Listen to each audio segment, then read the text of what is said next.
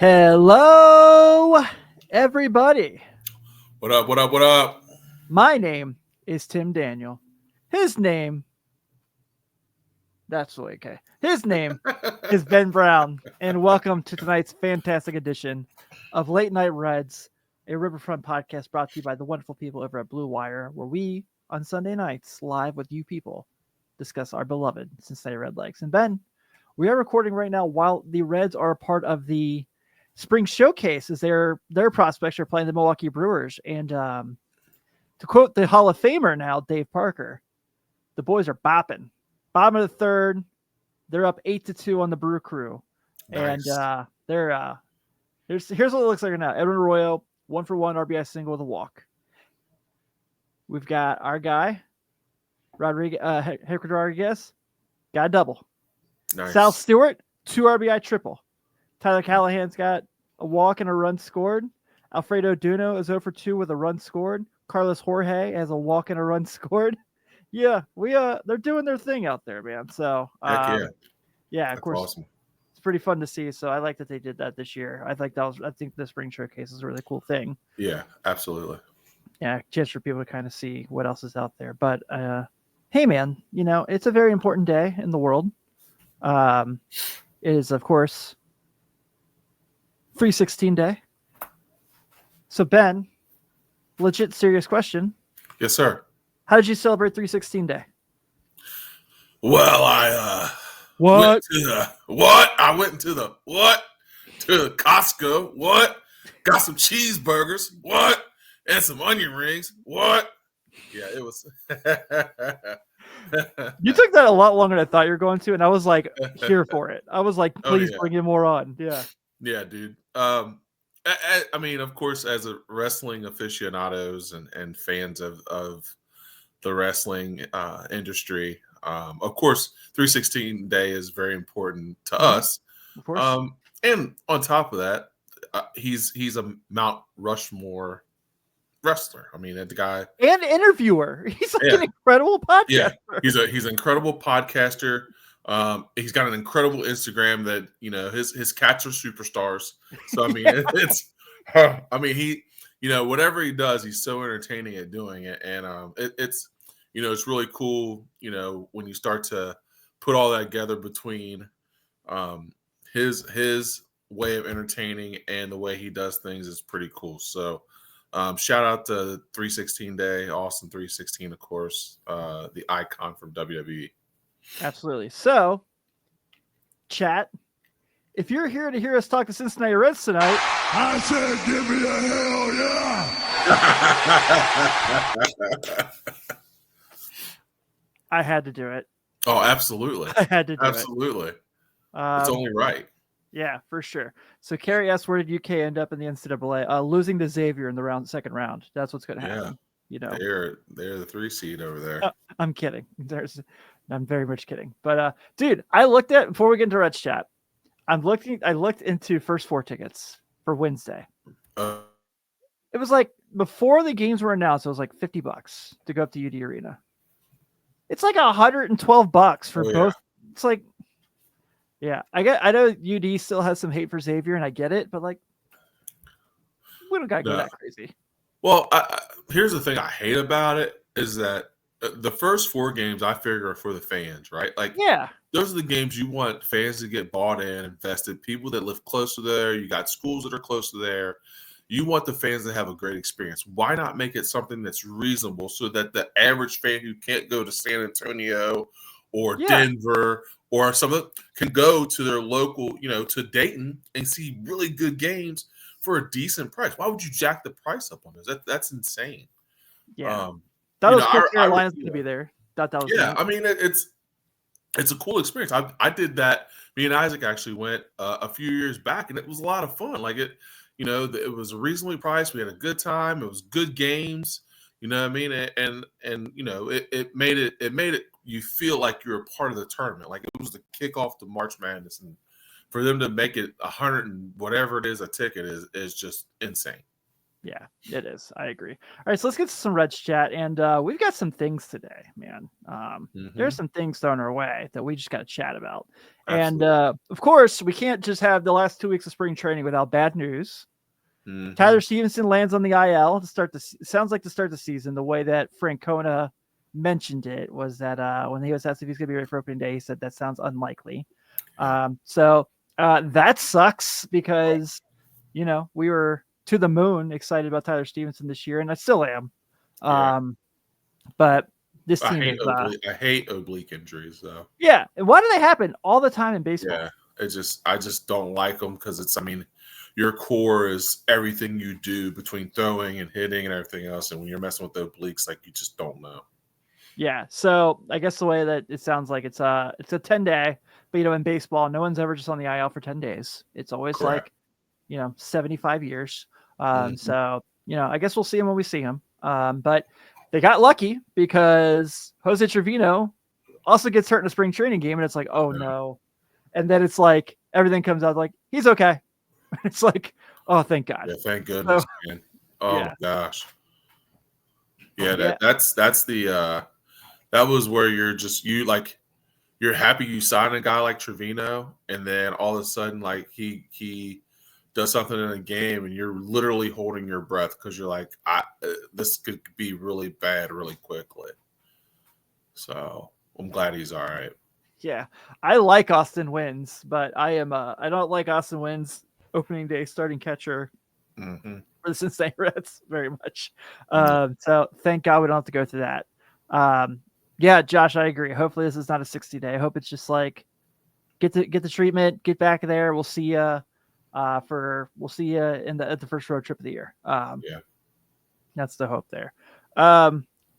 Hey, I do want to kind of mention this. This is kind of shocking in a way. And I was really, really excited to talk about this with you. Not in the sense of what happened to the player, but just the fact that it happened. Yeah. Will Benson, option to Yeah. Louisville. So you and I, we kind of, we're really obviously we all loved Will Benson, rookie year Will Benson. And last year, you and I had a lot of conversations about Will Benson, and that we kind of still felt like, there's still something there. Mm-hmm. There's still a major leaguer in there. Yeah. I still think there's a major leaguer in there. Yeah. I still think that I really like that they did this. And it's not that I don't think Will Benson can't contribute to this team, because I do. But he just other than the first 3 or 4 games of spring training, just looks overmatched again. And I don't know if history's going to repeat itself, but if you remember his rookie year, he got sent down. Yeah. And then came back up, and that's when he kind of went on that little tear. So Mm-hmm. I'm hoping this is what it's going to be like for him. Easy guy to root for, super enjoyable, brought us a lot of awesome moments that first year during that, that 12-game win streak. So I hope he bounces back. But I do think the Reds had to do this. And what I'm really impressed by when I say in the sense that they did do it, I don't know if the previous manager would have done this. I don't think with the previous regime, No. I think they would have just rolled him out there and see what happened. Yeah, I think that's a lot of the positives of having a new manager, new management, is that you're able to make the tough decision. What's up, Seth? Saw that, by the way. You're able to make those tough decisions, right? Everybody knows he's a fan favorite. Everybody knows that they want him to have success. Everybody knows that, everybody thought he was going to be a key contributor to this team. So for Francona and the guys to look and say, look, man, like we still think he could be a big part of what we do. He just needs more development. Yeah. He needs more plate appearances. So the one thing I didn't want to happen was for him to make the big league roster and not get the at-bats that he needs to be better. Right. Because that doesn't help anybody. So it goes down to AAA.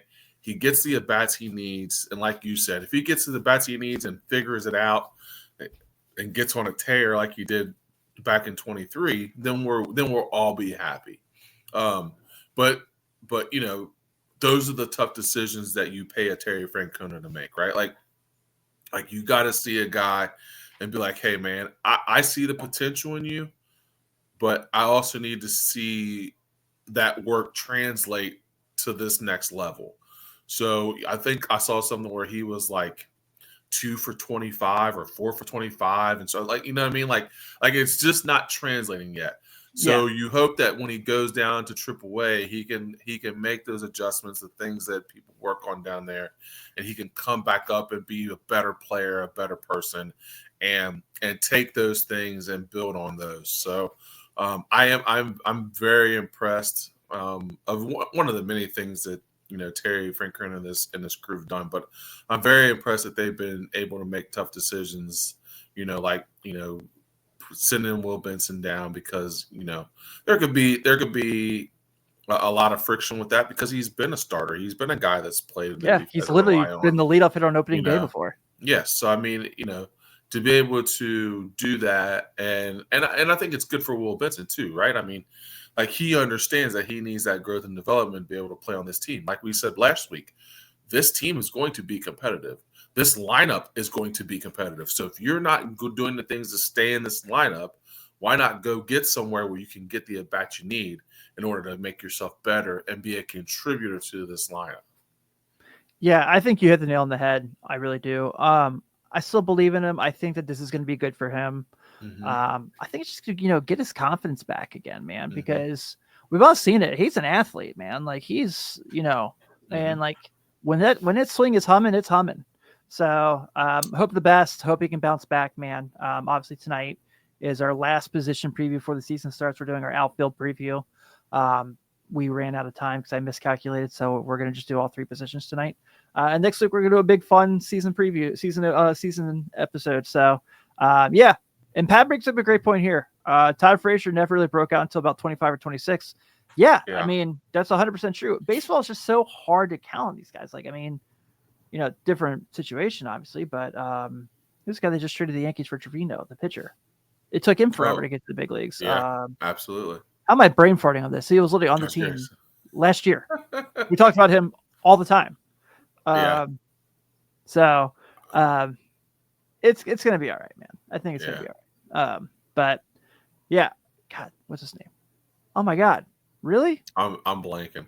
Yeah, me too. So, all right. And let's just end the bad news here. This is actually a really good question. It sounds like Blake Dunn's going to make the team. It sounds like he's going to be an outfielder on this team. So, I'm not super high on Blake Dunn. Obviously, I want the best for him because he's playing for our team. But the cup of coffee last year was not something that made me very excited about the future of Blake Dunn. Yeah. I know someone's going to come in our comments and yell at me for that. So, yeah. And I think too that, and we'll go over the outfielder preview, but this offseason, we were really hoping that it would come down to, I'm not saying that Blake Dunn, I mean, he is a Major League Baseball player, but we were hoping that this preview would have a little bit brighter light to it and not be like, oh yeah, Blake Dunn is an option. Yeah. And he's going to make the roster. So, and I'm not trying to be negative towards Blake Dunn, but we were definitely hoping that bigger and better things were to come. And now here we sit. Yeah. Hey, by the way, another fun fact I want to mention before we move on. So MLB The Show came out this past week. I haven't gotten it yet. I've been a physical copy because I always on the cover. Yeah. So they've always put like legends in the game and things like that. Reggie Sanders made the game. Did he really? Pretty excited. Oh, that's pretty cool. Yeah. Shout out Reggie Sanders. Should be Reds Hall of Famer. Reggie Sanders. So good news there that he's getting some love. Oh, that's legit. Yeah. All right, Ben. I don't know if you saw these or not, but UniWatch had a leak that came out recently that said the Cincinnati Reds are going to have new uniforms this year. Mm-hmm. These are said stencils of said uniform. I'm just going to do this so you guys can just kind of get a better look. This is it. Okay. Mm-hmm. Ben, why does this look like something I've seen at TJ Maxx? Do you guys want to see it again? So we can this is it. Yeah, I guess I don't know. If you like them, I'm sorry, but no. I if you're going to do a big reveal on a new uniform, man, it's gotta be something where people are going to be excited about it. Like that's just like you said, like I could go to Velveteen and get that made, and we all be good, and we all be, you know what I mean? Like it's just I don't know. Like I guess I wanted more. Like I wanted more. I wanted to see more, but I don't know. Yeah, I'm not a fan. Yeah, not a fan. So okay, Carrie is asking. This is actually my conversation I was going to talk about here. So if you look here in the corner, let me pull it up again. I'll put it full screen again. It says in the top left, alternate to uniform. So that means it's replacing either the red alternate jersey that they wear, I guess, whatever they want now. They used to be the matinee games, or it's going to replace the Black City Connect jerseys. I hope not. Dude, why? Like, those are, I love those. Everyone loves them. I mean, I shouldn't say everyone, but here at the Riverfront, we all love them. Absolutely. And they're very fun. This should not be the replacement for that. Like, or, you know, it also just should not be a jersey in the rotation because it's not good. We've talked about this a million times. This is something where Chad has gotten really deep into. Like, just make the damn 68 uniform again. Just make that the home jersey. It's so pretty. It's so good looking. Yeah, I think we talked about that. Like that was on our favorite jersey. Like that thing is incredible. I don't understand what the issue is. Yeah, it's just such a good looking jersey. Like the block font across. Yeah, for sure. Josh, I agree with that too. The red jersey just says Reds across it. Stink. Absolutely stink. So, God, man, like, okay. Who's in their art department? Like, who came up was like, I got a great idea. You're like, these are trash. Who at Nike and Fanatics was like, these are the ones. There wasn't there wasn't a board that was like, okay, so what's different? Like, you just, instead of having them, like, I hate it. I hate them so much. And I don't like to say bad things about my team. I bet they probably look better on, like when you see them on the field, but that is very underwhelming. It's not ideal. Was not a hit. Was not a hit at all. Yeah. I agree, Joey. City Connects are the best. Yeah. So I've been on record. I said I want the 68 home and I want the 97 road jerseys to come back. Those are like my favorites. Those are like so awesome. But also, I know Seth disagrees with us and he's in the chat. Get rid of Drop Shadow. Don't need it anymore. Don't need it anymore. Look, I'm well aware that behind me are 3 pictures in those uniforms the Reds are wearing that have the Drop Shadow logo. I got these for the players, not for the uniform. Okay. Right. So, just, I don't know. I feel like, I know we probably are spending much more time on this than we probably should. I know people here want to hear us discuss the outfield, but this is just laziness. It looks like almost. This is something where someone drew this up. They probably went to Meyer, saw something that looked extremely similar hanging on a rack, and were like, that's it. Yeah. That's it. Because people, these retail are the same price as what the Reds, like the Reds home jerseys that you buy like at the stadium. Mm-hmm. What are we doing? Yeah. What are we doing? Yeah. So we did get some fun comments on these, and I told our Patreon subscribers I would read them, just because I think they're really fun. Like, they're pretty funny.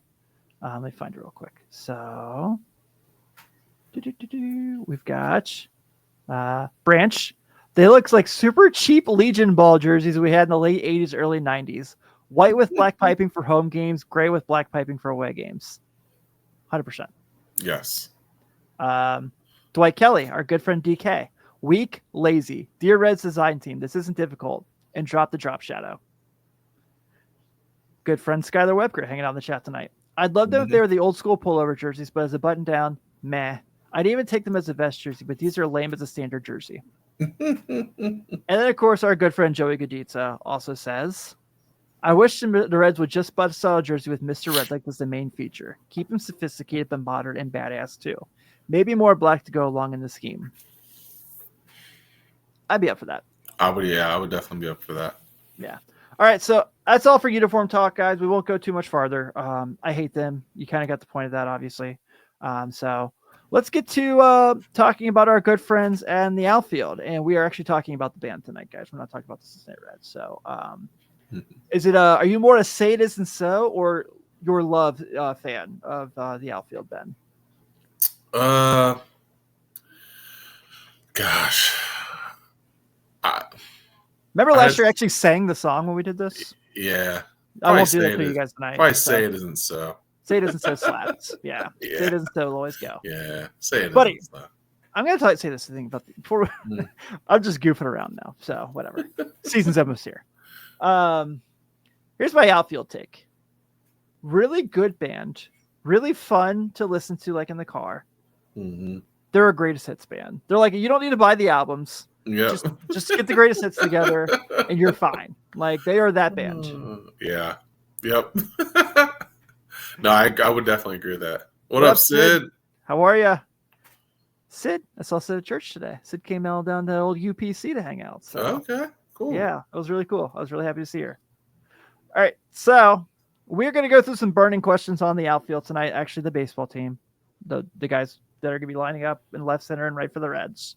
And we'll take your questions and your comments as well if anyone has any they want to send our way as well. By the way, Rich Thompson, I'm really sorry I didn't see you said this because you're 100% right as well.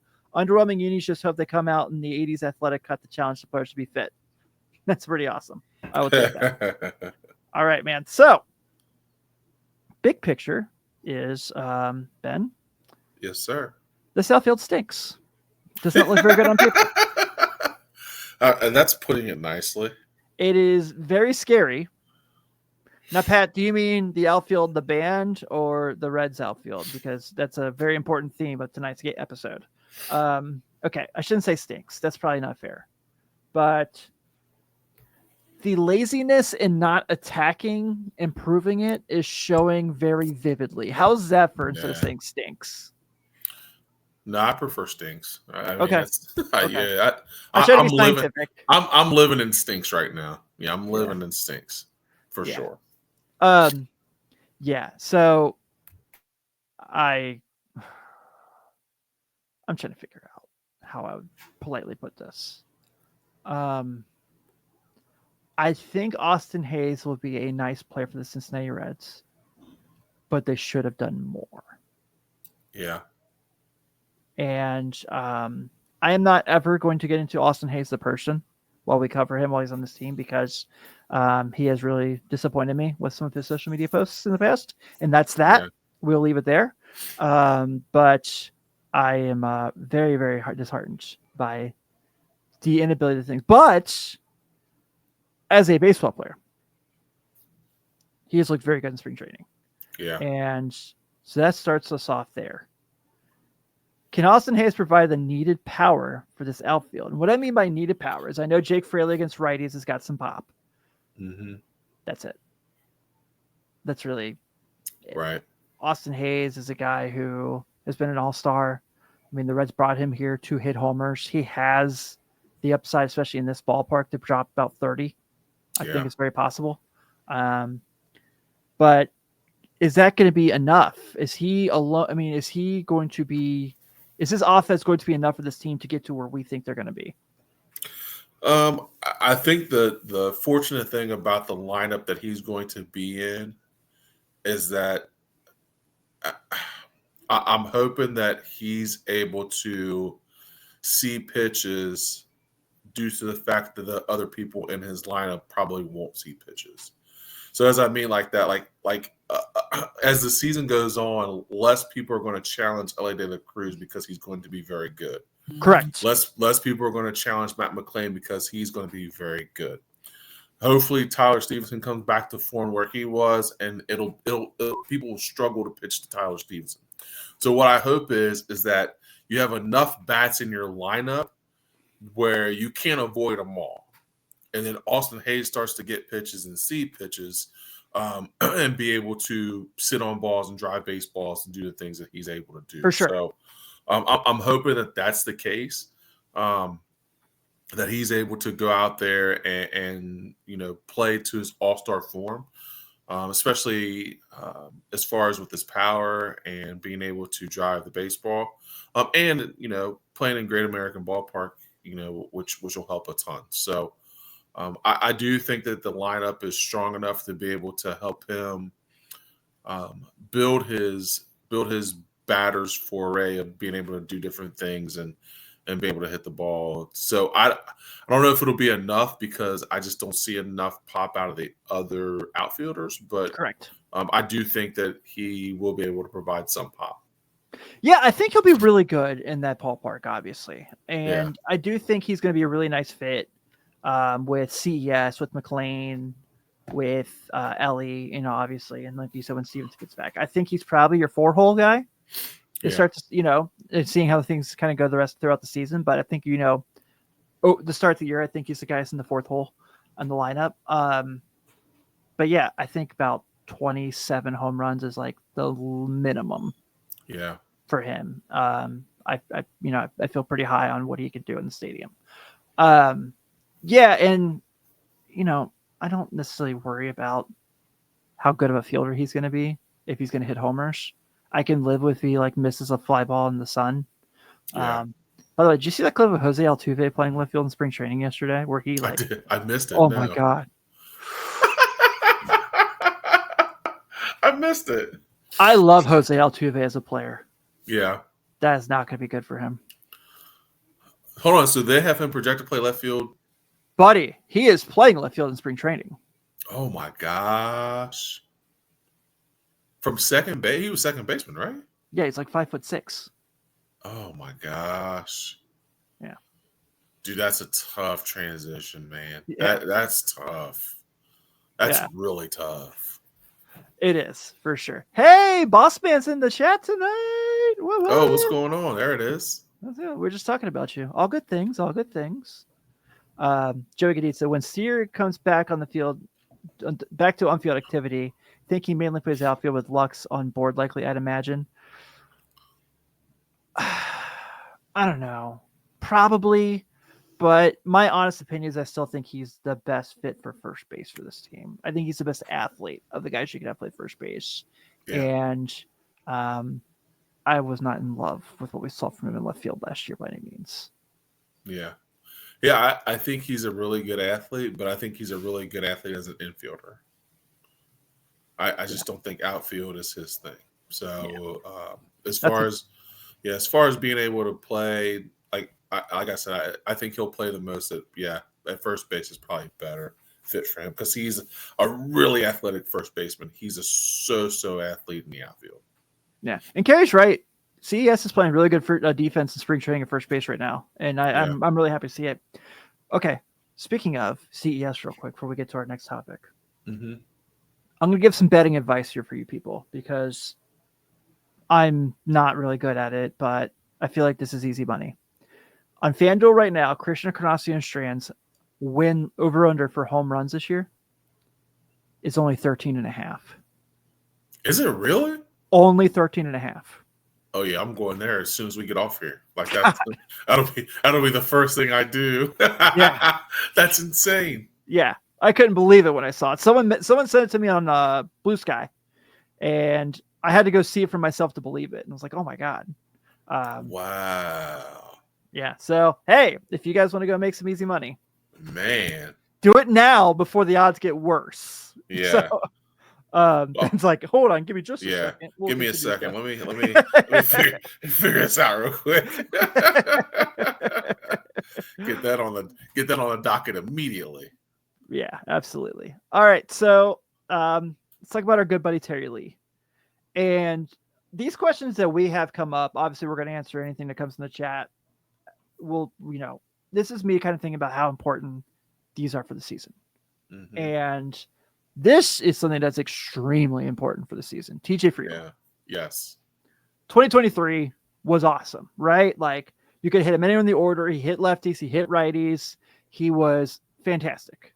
I mean, so good and so fun to watch, especially during the win streak. Was really kind of someone who's keeping the ball rolling. 2024 couldn't stay on the field. Yeah. obviously battled a lot of injury. I mean, was like, I think there was a game, like there was a stretch where he was back for 2 or 3 games and went right back on the IL. It was just one of those years. Was okay when he did play, wasn't what we saw in 23. But 24, I mean, but I know you can sell me on the case that he never got to get in a rhythm because he wasn't on the field. Here's where I bring this question up in concern. He's already up there a little bit in age for how low of time he's put in the big leagues. He's already battled a bunch of injuries as a center fielder. Often when guys get hurt in center field, they go play right field. We saw that with Griffey. Mike Trout's doing that this year. It's a thing. I think it's fair to say that TJ Friedl is not Mike Trout or Ken Griffey Jr. So also a fair observation. Also a fair observation. Man, I gotta shave. My mustache makes it look like I'm missing a tooth. I just noticed that in camera. So sorry you guys had to see this. Hey, I'm not here. I'm not even gonna lie. I'm like, man, did somebody put Tim? Like somebody knocked him through that? Like, what the? Yeah. I was like, That's what like it. I can't hide it now. I'm like, oh my god. What the heck is going on? Like, yeah. Somebody blackened your tooth. Oh man. Oh, TJ Friedl. How you can't get away from it. TJ Friedl made the comment. I know it's like won't go away now. You have to do the rest of the show like this. Like oh man. Oh man. So no, my mustache just grows weird, people. It's kind of embarrassing. But back to TJ Friedl.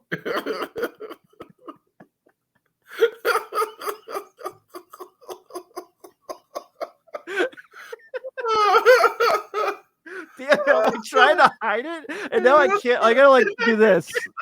You can't unsee it. Oh man! People who aren't watching live when they listen to this are gonna be like, "What the hell?" They're gonna be, "What is going on?" All right, oh, all right. Man. TJ Friedl. 2, 1. So back in it. All right.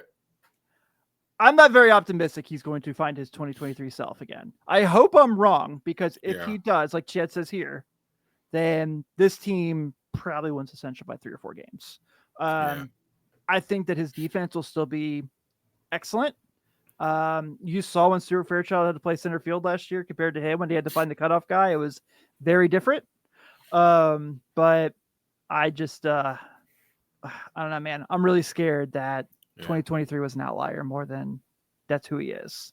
Yeah. I think part of the conversation with TJ Friedl has to be, man, we want you to make the play, but we don't want you to make the spectacular play or try to die.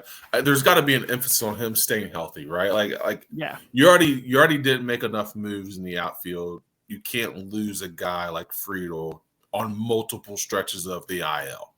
So, I would assume that Francona sat down with him and be like, hey, like we love your hustle, we love your effort, we love your aggression, but you've got to be able to stay on the field. In order for you to do that, you've got to start making some better. Now, I'll say this, like once you are that kind of player, you usually can't turn that off. Right. Like he is who he is and he plays the way he plays.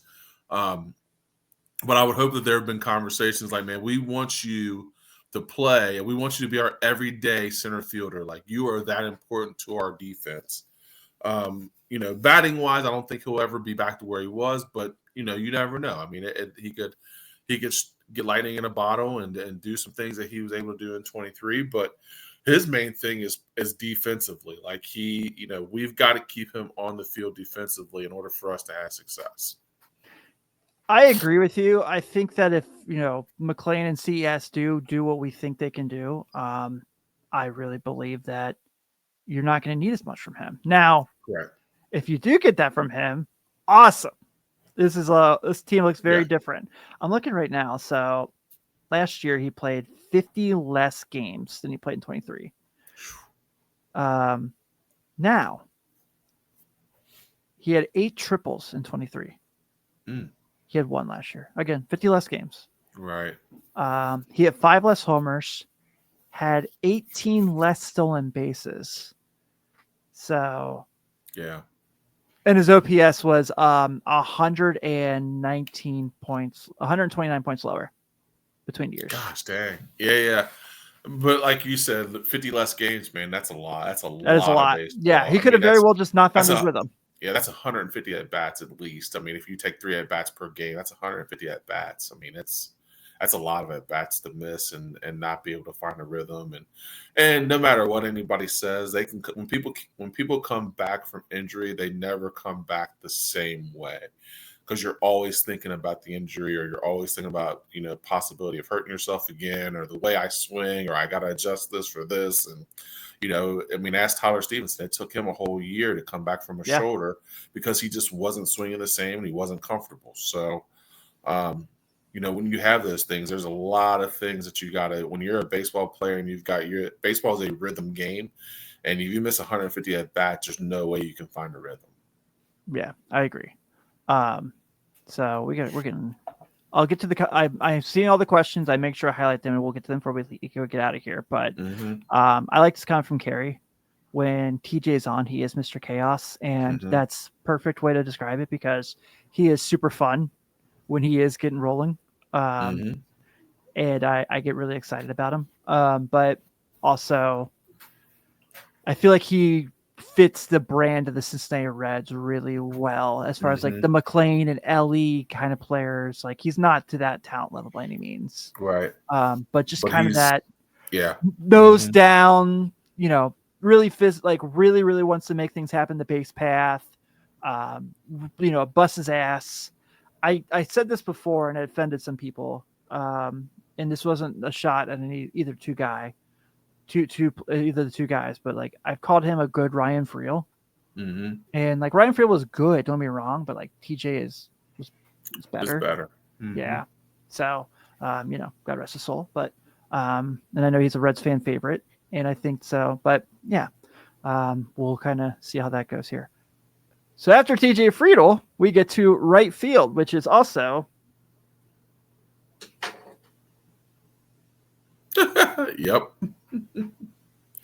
Yep. Can the Reds be successful with a Jake Fraley, Stuart Fairchild platoon? Right now, that's how things look. Obviously, Blake Dunn could really kind of get himself into that situation as well. Right. Who knows? And let's kind of call this. Let's be fair to TJ Friedel the same. Let's be fair to Jake Fraley the same way we were TJ Friedel. Personally, that dude had a year from hell. Yeah. The things that he went through, man, I wouldn't wish on my worst enemies. I mean, he just absolutely not. It was just a brutal year for him, and and I personally would take it just as an anomaly, because anybody that's going through the things he went through, man, you're not going to be the same person. So yeah, right. I'm with you on that, Tim, for sure. Yeah. So I couldn't imagine, man. I couldn't imagine. And Stuart Fairchild, realistically, hit lefties pretty decent last year. Yeah. Wasn't bad. Carrie mentioned it.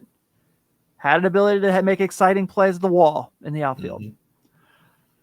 I still don't feel like those guys, even if they're better, I think they're going to need them to be much better to get kind of the what they need from that position. Yeah. And that makes me nervous. I think Fraley can have a good bounce back year. I think you could see him hitting 20 home runs or so.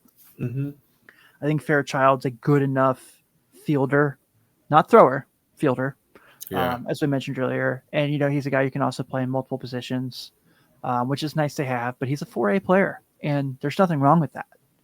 Carlos was on last week with us, and we talked about, every system needs 4A players. They need the guy who, like, in a pinch can be right there. Yeah. And there's nothing wrong with being that guy. But I think that is where I'm the most nervous, because I can see a situation where TJ Friedel is really good, right? Yeah. We see a situation where Austin Hayes is right in the middle of the Reds order, knocking people in. I don't know what I see from those two as far as how they win with those two. Yeah, it's it's a difficult spot because the thing that makes you really upset about it is that this is what we've talked about all offseason, right? Like Right. we knew that this was going to be the Achilles heel of this team if something were to happen. What I'm hoping for is that there's a move out there at some point that the Reds will make. Because I think they'll realize that, man, this is, I think they're going to try to give it a shot, but they're going to realize that they're going to need another outfielder, and they're going to have to make a move at some point and bring somebody in that's going to help. Because you're going to know really quickly if this team's going to be competitive or not. And you're going to know real quickly if this team's going to go out and win baseball games and have a chance to win the Central. And I would hope that if you have a chance to win the Central, you're going to make moves to be able to take that next step and try to get yourself to a World Series or try to get yourself deep into a playoff run. And in order to do that, you're going to have to solidify that outfield position. So every other position on our team, I feel pretty confident about, except for there. So I'm hoping that maybe once they, maybe Jake Fraley is the answer. I don't know. But if he's not, I hope that they don't stand pat. I hope they at least try to make a move or find somebody that can fill that spot, because you don't want to waste this group's opportunity to win, because the time is now for them. Because I mean, the Central's not the greatest, and we have a great chance at win. Yeah, you know what I mean? It's not the greatest, and we have a great chance of running that division. So yeah, I agree. Which you kind of led into my next slide and the final slide of the episode. At some point this season, the Reds need to trade for an outfielder, right? Yep. I threw up these two guys. I don't think it's going to be either. I don't know. They might revisit the Lou Bob deal. Who knows? I think they have to, man. If he ends up being really good, yeah. But yeah. I threw up Lane Thomas too. I don't think that's going to happen. But I don't expect much from the Guardians. I don't think the Guardians expect much from the Guardians this year. Yeah. But I hate that Lou Bob is there and he's on a very bad team, because it won't reflect the player that he is. He, if you trade for him, and you put him in your lineup, and he's going to become a better player. The better people you play around, the better you're going to play. So, I hope that I still have a little hope that they make that move and put something on the table, or they're like, let's make it happen.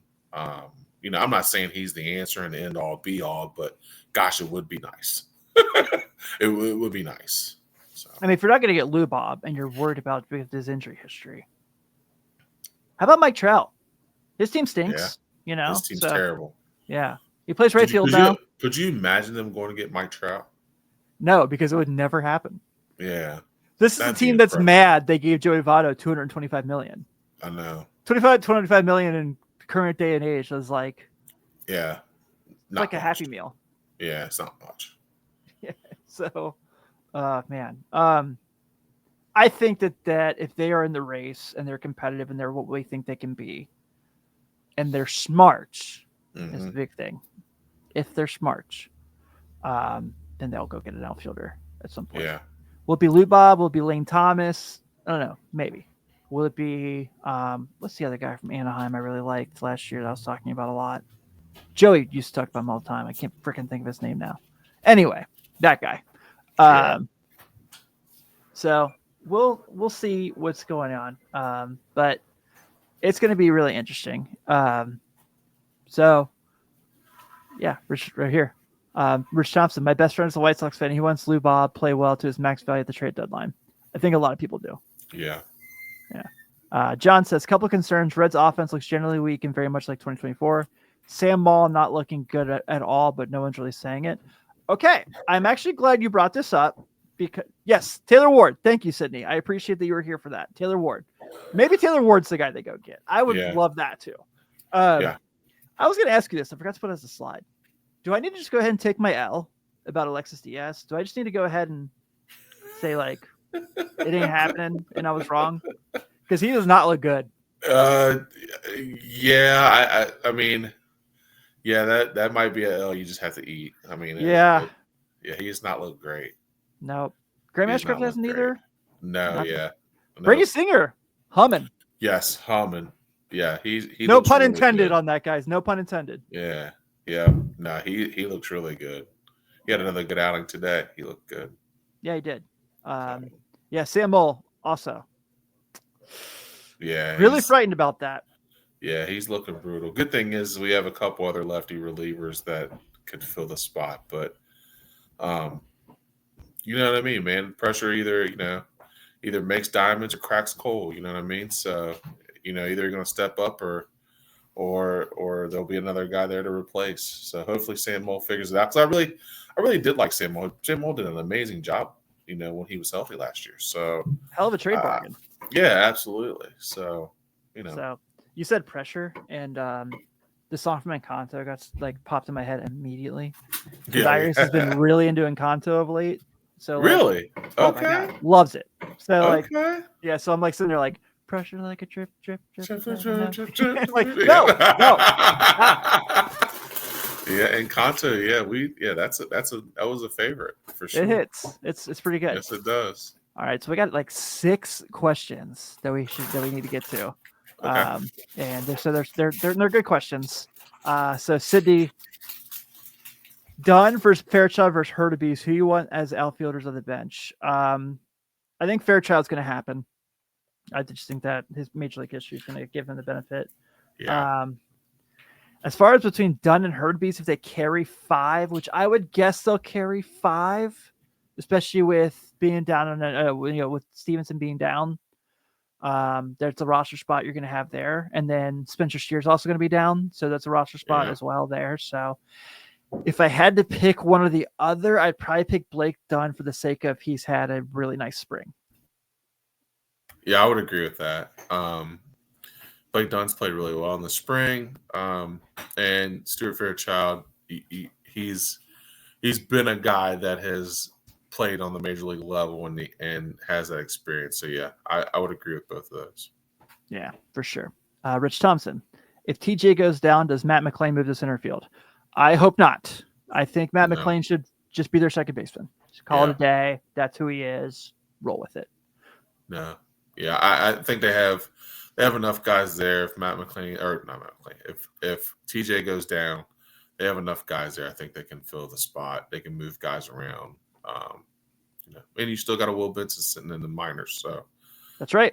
So there's a lot of different moves you can make, and hopefully it's not moving Matt McClain to center field. Yeah, please don't. I mean, and I think Tito's been pretty honest about that from jump. That no, he's our second baseman. Yeah. Thank God. Did you see Jonathan India's playing left field in Kansas City? I did see that. Yeah. Okay. Yeah. Hope the best for you, my guy. Yeah.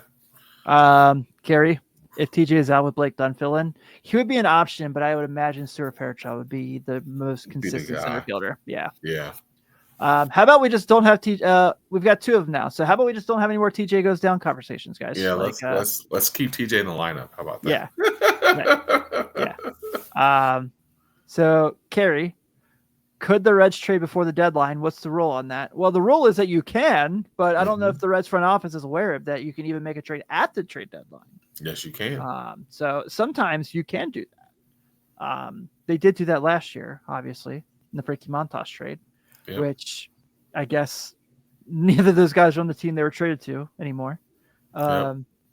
So, but I don't know. I think that realistically, hopefully they have someone that says you guys are allowed to do this if things just get to that opportunity, but we shall see. And then Rich Thompson, Carson Spire, starter or bullpen? AAA. Yeah. Don't need him. Not right now. Yeah. John. Diaz, not good. I can see Reds squeaking ahead on opening day. Diaz comes in the close, blows the save. Francona should be smart enough to see a Diaz needs some time in Louisville. Damn, John. Man. John came in hot. He's like, Tim, not only are you wrong, you are dumb. I mean, John came in hot with it. Yeah. I like this. Reds should still sign JD Martinez. I would love Julio Daniel Martinez to be a member of the Cincinnati Reds. Would absolutely love that. Especially because at this point, it's probably going to be vet minimum. Yeah, easily. At this point, At this point, absolutely. Yeah, I would absolutely take that. Hey, we're like 10 minutes short on time, so we can either end here, or does anyone have any questions they want to get to before we get out of here? No, Got anything fun? Those are good questions. Yeah. Should we play the Stone Cold clip again? I'm kidding. I won't abuse that. We're already gonna get flagged for it. Yeah. Woo wee. Did you see? Someone legitimately wrote that article. Someone that covers the Cincinnati Reds legitimately wrote the article that the Reds should give Billy Hamilton a shot in Louisville. And I did not see that. How do I put this nicely? No. Yeah. No. It looked like it could have been really good. It wasn't. And he played for like 19 teams afterwards. I was going to say, man, he's kind of bounced all over, hasn't he? Yeah, he's actually like, I saw a clip recently that he was, it was one of those like things where it's like, the interviewer's like, do you remember the lineup from your first major league start kind of thing? And he's like, dude, I played for so many teams. I don't know. I was like, yeah, I was going to say, he's been all over. Yeah. I remember when he was with the White Sox, it was his first time actually coming back to GABP, and they got a tribute video. I was like, wasn't that like 6 teams in between then? Like,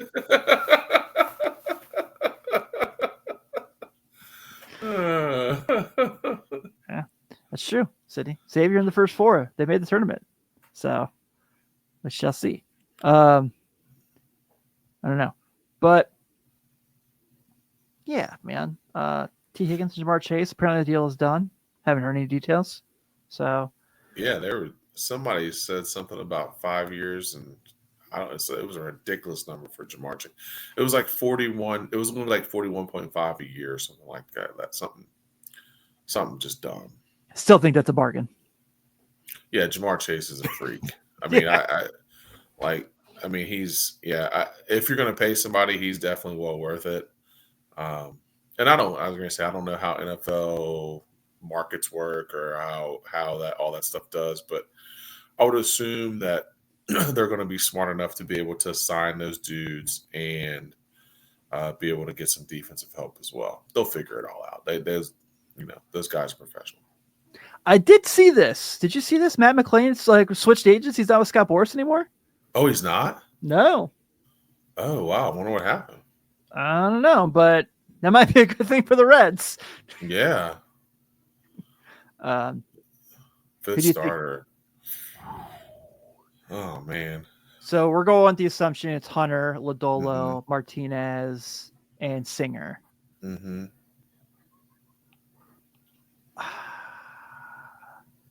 I'm going to go Andrew Abbott, but I don't feel confident in it.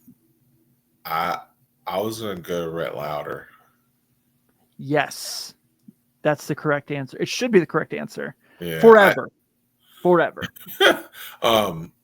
Just what he showed at the end of last year. And that's not a knock on Abbott. I like Abbott, but yeah, he also hasn't really. I mean, he's been taking his time too, and yeah, I just like Lauder stuff, and I think he fits well in that rotation until oh my gosh, now Burns until Chase Burns is ready. Yeah, I assume. Or Chase Petty. Yeah, he got optioned. He got assigned to AAA camp. He's been good though. Yeah, I really like Chase Petty. Watching a couple of his starts. He just does what young pitchers do. You know what I mean? Like he hasn't learned how to truly pitch yet. Honestly, it reminded me a lot of Hunter Green. When Hunter first got up, man, he just threw hard. Like I just throw the ball by everybody, which in theory is good, but you have to learn how to pitch in the major league level. And I think once he gets those opportunities, AAA will be perfect for him because he's going to get knocked around a little bit. He'll learn, he'll do some things, and you'll look up and it'll be August, and you're like, man, Chase Burns has been lighting it up. But yeah, I think both of them He just needs that opportunity to grow a little bit, so which is cool. Hey, we got a bot in the live chat tonight. That's kind of cool. I don't think we've ever had that before. What is that? Yeah, we got a bot pop in and say like they have a design for something. All right, well you're getting banned. Wow, But that was kind of I cool. I didn't know that still happened. Yeah, I didn't know it happened in live chat.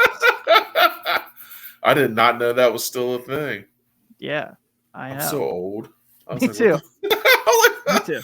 Buddy. Okay, I'm gonna end the show on this just so we can kind of like get out of here at a rational time. But this is how washed I am in my life now. You know, pretty active person. Really enjoy the gym. Really love like taking care of my body. Really love taking care of myself. Eating right, all the stuff. So Friday, I was meant to go to work out on my lunch, but I couldn't get out of work. I was too busy at my day job. Yeah. And so I get on the Planet Fitness app and I find this like beginner's core, no equipment, 25-minute workout. I was like, cool. Laid on the yoga mat, do this in my basement. I have lifted weights since I was 16 years old. Mm-hmm. I did this workout and it's the most sore I've ever been in my life. And I did no weights. No weight. Dude. Oh my God. Like I literally was like, I looked like I broke my hip walking around the house today because it's the second day. So, you know, the soreness is worse the second day than the first. Oh, yeah, absolutely. Yeah. I literally looked like, buddy, I looked like I was in a car accident walking around. Oh my gosh. Yeah. So what it taught me Very cool as a is killer. I got to get much better with my core workouts. Oh, I yeah. got to focus more on the abdomen area. Yeah, my wife is trying to talk me into doing yoga. I guess Same. it's supposed to be good for the core. I don't know if my shoulders will hold up, but hey, I'll give it a try. You know, I mean, Here's we'll the see what- difference between you and me, though, Ben. You played college football, so you have a right to have Yeah. those preferences. Uh, I have nothing.